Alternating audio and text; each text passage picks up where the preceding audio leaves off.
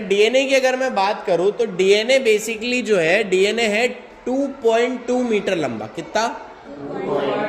और हमारी जो सेल है वो जरासी है। जरासी मतलब 10⁻⁻8 -9 के हिसाब से अगर देख ले तो 2.2 मीटर लंबा। आप समझ पा रहे हो कितना लंबा होगा वो? लगभग ये मान के चलो वो ये हो गया ये 1 मीटर। ऐसी 2 टाई ले लो। कितनी टाई? 2 टाई ले लो। 2 टाई बराबर तो हमारा डीएनए का स्ट्रक्चर है। अब इस डीएनए के स्ट्रक्चर को इतनी छोटी सी सेल में भरोगे कैसे? तो हमारे को सबसे पहले लगेगा क्या? तो बेटा बात को समझना, हमारी सेल के अंदर एक प्रोटीन होता है, इसका नाम होता है हिस्टोन प्रोटीन। क्या नाम होता है?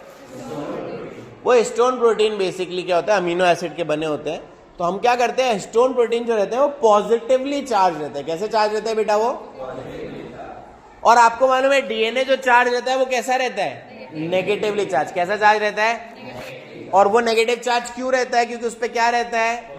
Phosphate group. क्या रहता है उस पे?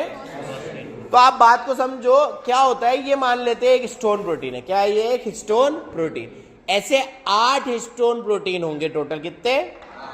ये 8 हिस्टोन प्रोटीन मिलके, वो एक हिस्टोन प्रोटीन उठा दो। ये 8 हिस्टोन प्रोटीन मिलके बना लेंगे एक पॉलीमर। क्या बना लेंगे? एक ये, इसको बोलेंगे हिस्टोन का ऑक्टामर। क्या बोलते हैं इसको? ये कैसे चार्ज हो गए भैया? नेगेटिव या पॉजिटिव? पॉजिटिव। कैसे हो गए ये? नेगेटिव या पॉजिटिव? और ये जो आपका डीएनए दिख रहा है, ये डीएनए कैसा था? अब क्या होता है बेटा, ये जो डीएनए है, ये डीएनए इस पे ऐसा रैप होना चालू होगा 8 पे। ये रैप हुआ। अब ये पूरा नहीं रैप होगा, ये मान लो इतना रैप होगा। आ रही क्या बात से? ये इतना रैप हो गया 8 पे। ये 8 पे जो रैप हुआ, कितना रैप हुआ है? टोटल बेस पेयर कितने हैं हमारे डीएनए में? टोटल बेस पेयर कितने हैं? 6.6 इंटू 10⁻⁹। टोटल बेस पेयर हमारे पास 6.6 इंटू 10⁻⁹। इसमें से 200 बेस पेयर रैप हो गए। कितने? सिर्फ 200। अभी कितने सारे बचे? बहुत सारे बचे। तो ऐसे 8 ऑक्टामर मतलब वही एक हिस्टोन का ऑक्टामर लगता जाएगा, उस पर 200 रैप होते जाएंगे। तो तुम समझ रहे हो एक मोतियों की माला बन जाएगी।